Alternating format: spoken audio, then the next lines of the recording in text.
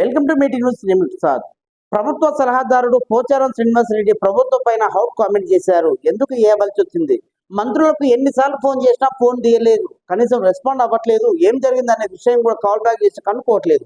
మంత్రి పోచారం శ్రీనివాస్ రెడ్డి ప్రభుత్వం పైన, ప్రభుత్వ మంత్రుల పైన చాలా సీరియస్ గా ఒక హౌట్ కామెంట్ చేశారు. ఏదైతే నియోజకవర్గంలో అభివృద్ధి కోసం ఏ పనుల కోసం అయినా మంత్రులకు ఫోన్ చేస్తే ఫోన్ తీయట్లేదు, వాళ్ళ ఫోన్లు చేయకపోగా వాళ్ళ కాలు మొక్కాలా అని కామెంట్ చేశారు.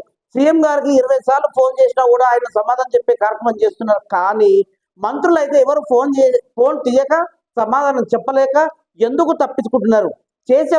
చేసిన పనులకు బిల్లులు రాక ఇబ్బంది పడుతున్న తరుణంలో కాంట్రాక్టర్లు పట్టుకొని పనిచేసే ఆలోచన విధానంతో ముందుకు వెళ్దాం అనుకుంటే మంత్రులు కనీసం కూడా ఫోన్లకి రెస్పాండ్ కాకుండా పోతా ఉన్నారు.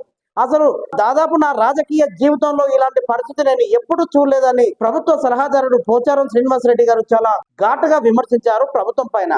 ఎందుకు సీఎం గారైనా రెస్పాండ్ అవుతున్నారు, ఫోన్ కాల్స్ కి కాల్ బ్యాక్ చేస్తున్నాడు, విషయం ఏం జరిగింది ఏంటని కనుక్కునే ప్రయత్నం చేస్తున్నాడు. కానీ ఎమ్మెల్యేలు కానీ మంత్రులు కానీ కనీసం మళ్ళీ ఫోన్ చేసి విషయం కనుక్కునే ఆలోచన కూడా చేయట్లేదు.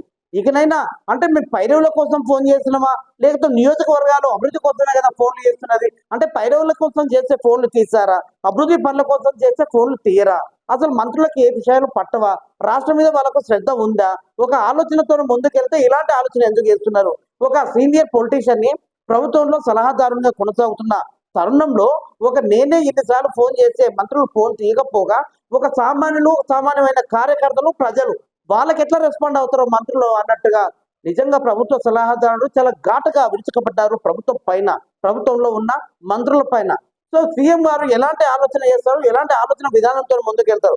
మంత్రులకు ఏమైనా చెప్పే ఆలోచన చేస్తారా?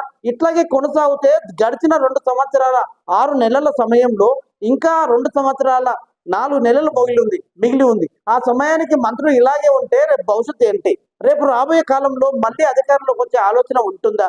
ప్రభుత్వంలో ఉన్న నాయకులే ప్రభుత్వం మీద ఇలాంటి విమర్శలు చేయవలసి వస్తే ప్రతిపక్షంలో ఉన్న నాయకులు ఎంత ఎగతాళి చేయాలి, ఎంత విమర్శించాలి ప్రభుత్వాన్ని? ఇకనైనా ఆలోచిస్తారని అనుకుంటూ సీఎం గారికి మరొక ఆలోచన నేను గుర్తు చేశానని మంత్రి పోచారం శ్రీనివాస్ రెడ్డి ఇలా ఘాటుగా విమర్శించారు. చూడాలి మంత్రుల ఫోన్ కాల్ మీద ఎలాంటి స్పందన వస్తుందో పోచారానికి. చూస్తూనే ఉండండి మీటింగ్ న్యూస్. నేను ప్రసాద్.